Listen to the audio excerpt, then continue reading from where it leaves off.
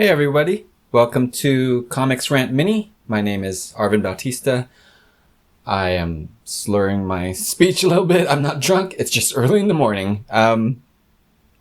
Today, for this episode, I'm doing DRCL by Shin-ichi Sakamoto.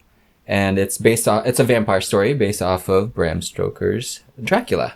I don't know if I'm supposed to read this as hashtag DRCL.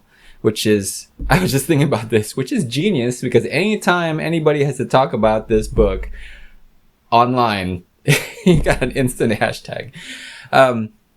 Anyway, this artist is so freaking good. I will read anything that he has put out. And he actually has another book about the executioners in France.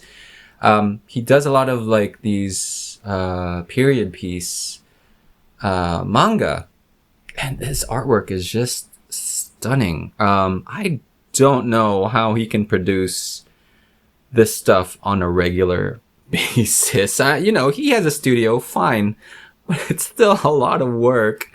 The draftsmanship for every picture in the book is insane. If you have not seen any of his stuff, it is amazeballs. Yeah, people don't say that. Borrowed this from the library. I actually was going to buy it, but I saw it in the library. So yeah, duh, I'm gonna borrow this thing.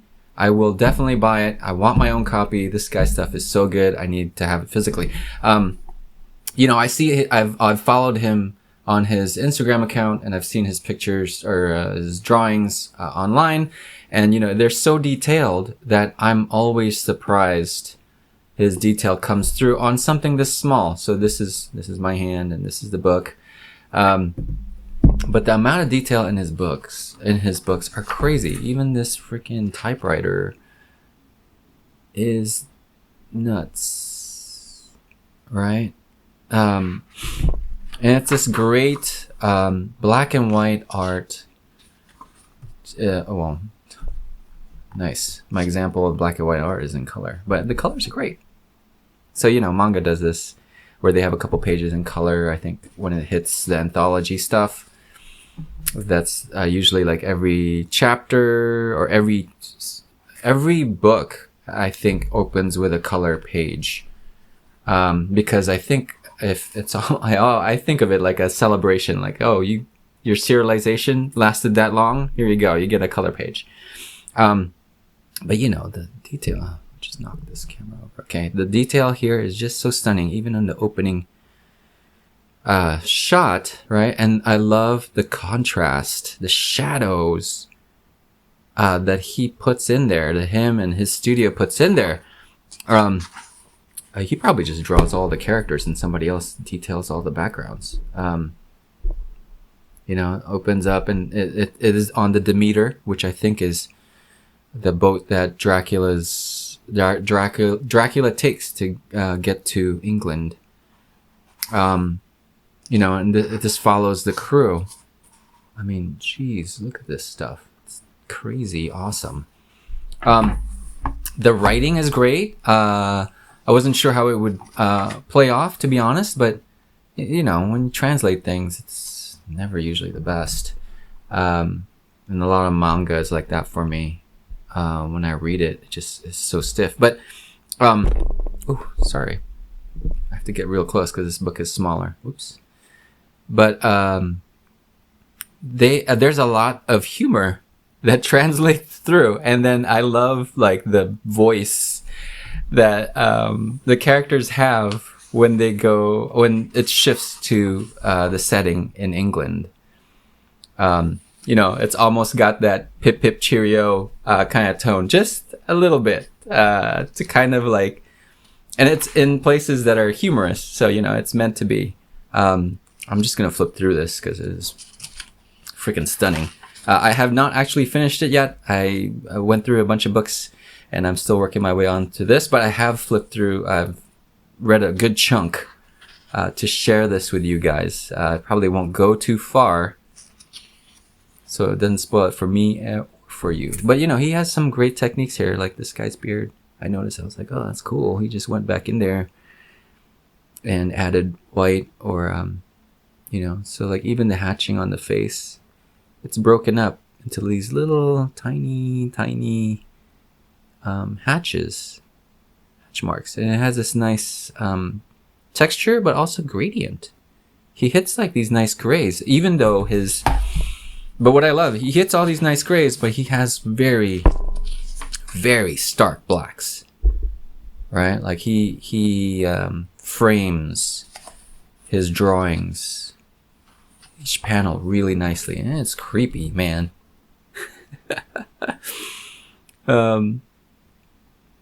If you've seen any of my drawings, you can see why I'd be like gushing all over this stuff. I'd love to be able to draw like this. I cannot, but I'd love to. And he's got his own spin on things. I have not read Dracula, the book, so I don't know if they're like these seed pods with hair on them.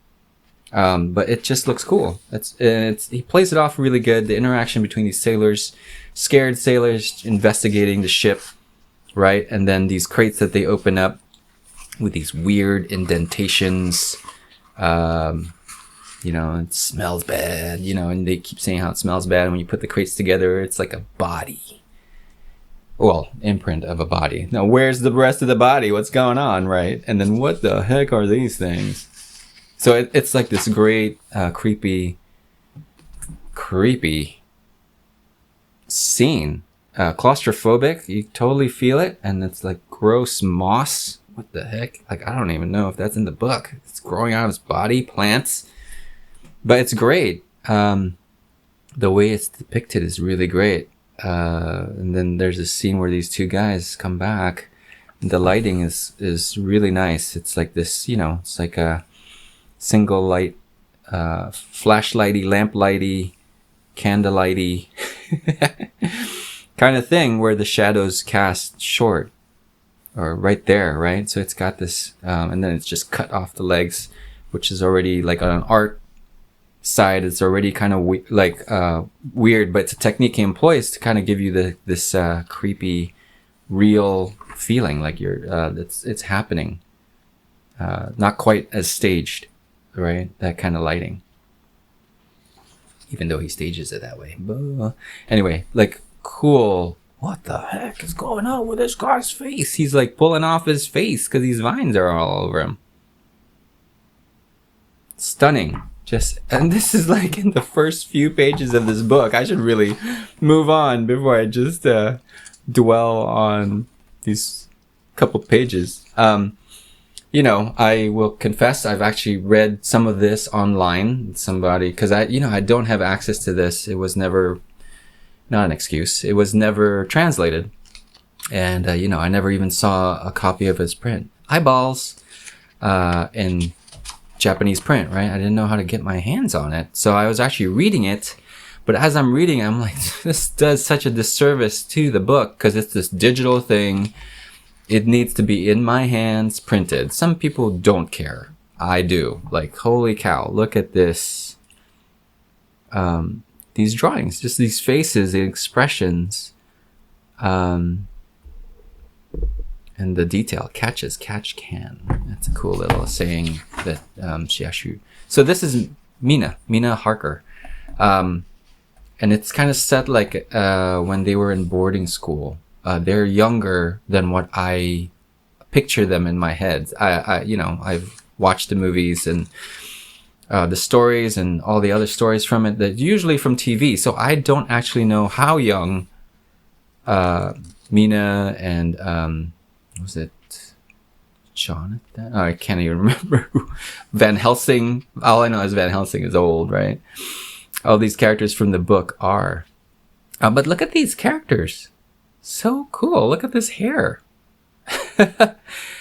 And they're like very distinct people, each one, right? And they're having a picnic and it's like detailed so great. If I was going to draw a picnic, I would not draw a 2-page splash of it. And that's why this is so awesome. It enjoys these moments, right? Like the artist enjoys these moments. Let me draw a picnic. Yeah, heck yeah. You know, you can see there's excitement going on here, then importance, because they wanted to get everything just right. The way that these characters relate to each other, the way they sit down. Very distinct. And here comes Mina, Mina Harker, who's kind of bullied. She's like this redhead bullied. And it's got elements of like, so someone takes a picture with their Kodak. You know, it's kind of elements of, and it's like very early Kodak. I'm not even sure you could get it like that, but it's cool. Like it kind of hints on things historically and sets you in this time period again with the way it's drawn. And like, you know, there's these sweeping 2-page panels that are just absolutely gorgeous. I have no idea how they're able to publish. How he's able to make these books on time. Or I don't even know. Was it on time? Is it on time when it's serialized? Look at this hand. It's so sick. Sorry, I'm just nerding out here. Just really great artwork. Not for the kiddies. You know, it's Dracula. Sexual stuff abound. Just really, really well done. And then there's like this panel here that I wanted to get to. There's flashbacks. The story is told, so you can cut between chapters. I think with the anthology stuff, right? You're cranking out stuff. Wow, look at that. Cranking out this stuff into little bite-sized chunks, so it does switch around in time, and or I feel like it switches around in scenes. Oh wait, I think I just passed it, but it's a great sequence of the 3 guys that hang out with them. These guys who look after this character, Luke.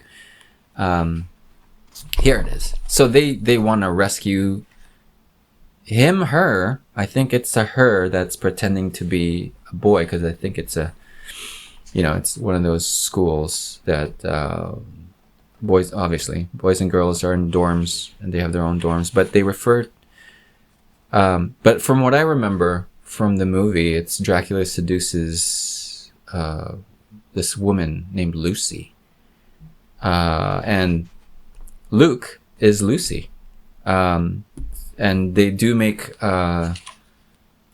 they drop certain hints that like, oh, okay, he's not completely a he, but she's pretending to be, because, you know, in this school, you know, they're all boys, so she's in the boys' dorm, but Dracula seduces her, and then Mina even says Lucy. So it's like, oh wait, okay. There's certain things that are set up that I'm not familiar with from the book. Anyway, this is the sequence I was about to say, because it's just about these boys going, "We're gonna rescue you, Luke," and then because I'm like King Arthur, this guy's Quincy Morris, and this guy is Joe. Wait, where is this? Oh, there. Joshua. Oh, that's interesting. Then Quincy Morris gets a whole headline. Where's, you know, Arthur gets one here. So this is the main, I guess, like, bully leader of this group that Mina seems to want their acceptance. You know, but oh my gosh, like, dude, you're just doing this to illustrate that they're imagining that they're heroes. This is amazing. There's like a full-on dragon, you know, like, and it's just drawn so intricately. I can't even get too close with the camera, freaking out. But, you know, sometimes my eyes are not the best, but I kind of love taking off my glasses and just getting so close to this artwork. But, you know, so I will stop here.